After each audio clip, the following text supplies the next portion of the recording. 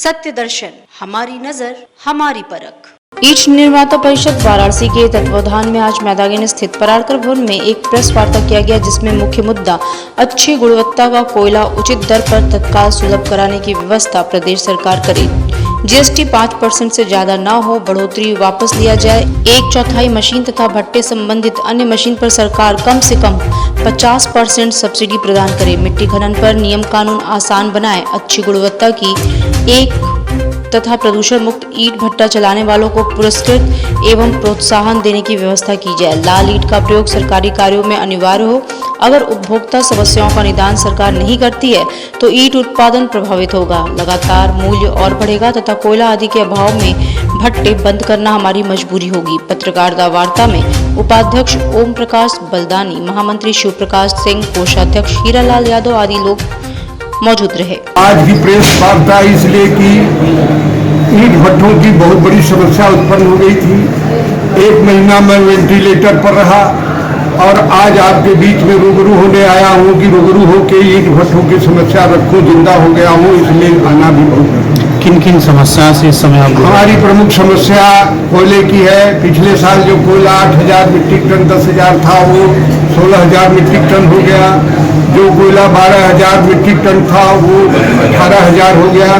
जो 13-14,000 metric ton America कोयला था वो 22,000 से लेकर 24,000 मीट्रिक टन हो गया।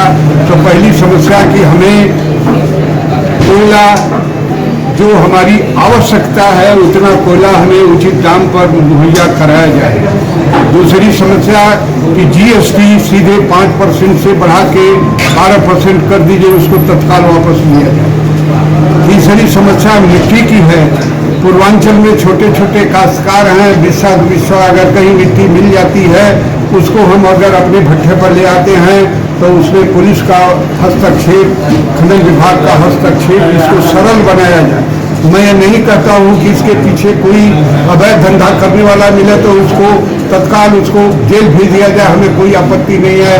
लेकिन वैध भट्टे अगर अपने भट्टे पर मिट्टी उठा के कहीं से ले आ रहे ईंटा पथाई करने के लिए तो उसके लिए सरल कानून बनाया जाए ताकि सरकार के आदेशों का हम पालन कर सकें और हम अपनी इज्जत से 2 रोटी कमा सकें। सर बात की जाए तो समय समय पर आप लोग प्रेस वार्ता के माध्यम से और बहुत सी साधनों से सरकार को अवगत करा रहे हैं, लेकिन फिर भी सरकार ध्यान नहीं दे रही है। ऐसा क्या कर रहे हैं? देखिए, अभी सरकार को जिस ढंग से समझाना चाहिए, अब जैसे पिछली बार मैं आदरणीय प्रधानमंत्री जी से मिला था, मोदी साहब से अकेले में मिला था और मोदी जी को जब सारी बात समझाया वो तत्काल उन्होंने फिर गिरिराज जी से लघु सूक्ष्म उद्योग मंत्री थे, उन्होंने तत्काल इस पर कार्रवाई किया। मैं उनका आभारी रहा और उनकी भूल प्रशंसा किया।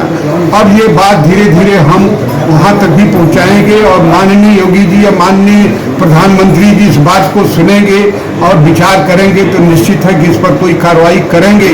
लेकिन नीचे के लोगों को मैं अवगत करा रहा हूँ, जो भी मंत्री, उद्योग मंत्री ये लोग हमारे बीच में आ रहे हैं, मुलाकात हो रही है, उनको मैं अवगत करा दे रहा हूँ, उनसे मांग कर रहा हूँ, रो रहा हूँ। सत्य दर्शन, हमारी नजर, हमारी परख।